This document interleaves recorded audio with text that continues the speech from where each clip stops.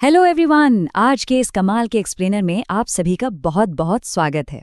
देखिए, आज हम जिस टॉपिक पर बात करने वाले हैं ना, वो है मिलिट्री सिनर्जी, यानी कि हमारे सेनाओं का आपसी तालमेल।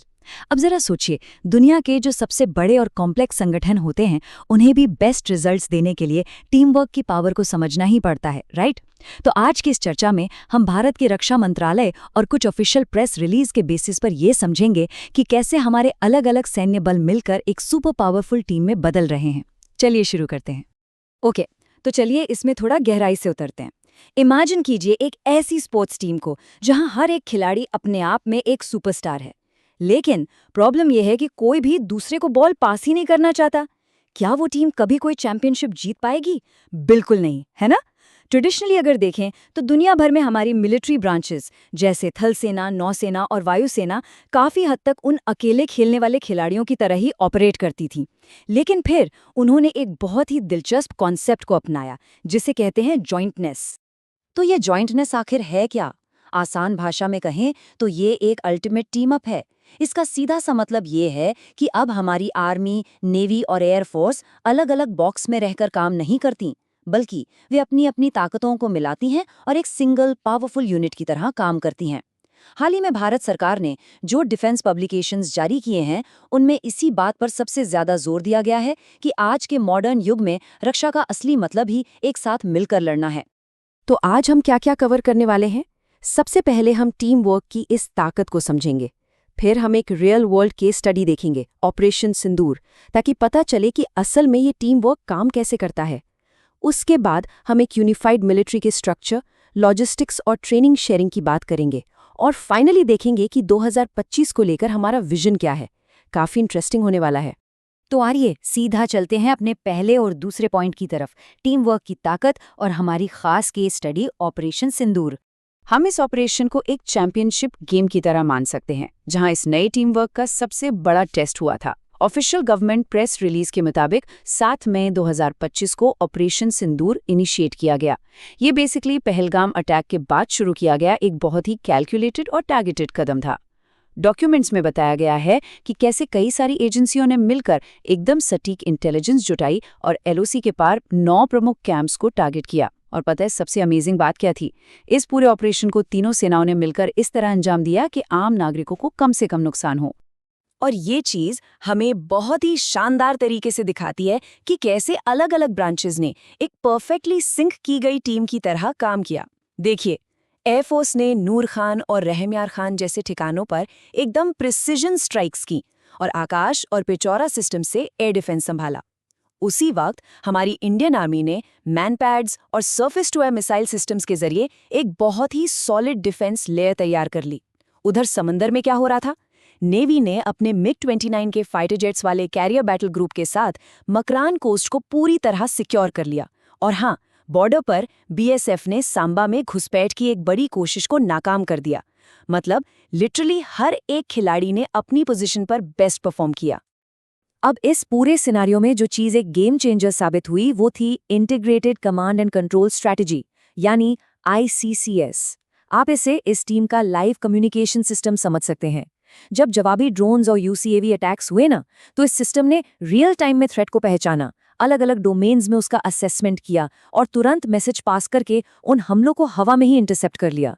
सीरियसली, बिना इतने तगड़े कम्युनिकेशन के इतनी बड़ी टीम का एक साथ ऑपरेट करना पॉसिबल ही नहीं है।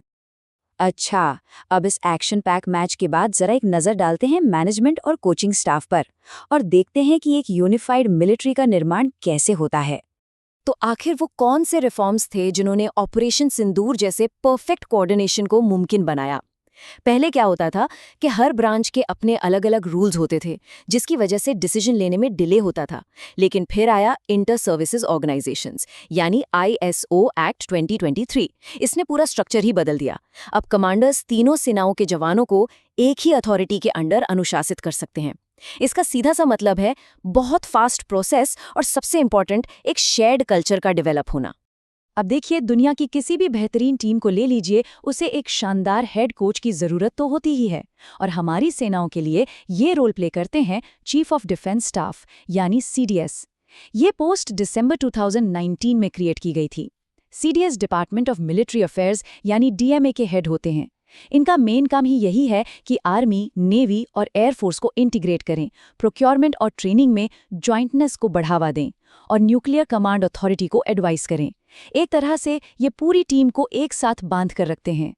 तो यहाँ समझने वाली सबसे क्रूशियल बात यह है कि हमारी फ्यूचर सिक्योरिटी अब इंटीग्रेटेड थिएटर कमांड्स यानी आईटीसीज के इर्द गिर्द घूमती है। सीडीएस जनरल अनिल चौहान के वर्ड्स में अगर कहूँ तो इंटीग्रेशन का असली फायदा तब मिलता है जब आप ऑपरेशनल रोल्स को एडमिनिस्ट्रेटिव कामों से अलग कर देते हैं। आईटीसीज का बेसिक पर्पस ही यही है कि ज्योग्राफी और फंक्शन के हिसाब से तीनों सेनाओं की कैपेबिलिटीज को एक साथ लाया जाए ताकि कॉम्बैट में उनका असर कई गुना बढ़ जाए। चलिए अब आगे बढ़ते हैं और बात करते हैं लॉजिस्टिक्स, तकनीक और ट्रेनिंग की। देखते हैं कि ये पूरी टीम अपने इक्विपमेंट और प्लेबुक्स कैसे शेयर करती है। हम सब जानते हैं कि कोई भी स्ट्रैटेजी तभी काम करती है जब टीम के पास सही टूल्स हों। जॉइंट लॉजिस्टिक्स नोड्स ये बेसिकली पूरी टीम के लिए एक कॉमन इक्विपमेंट रूम की तरह काम करते हैं।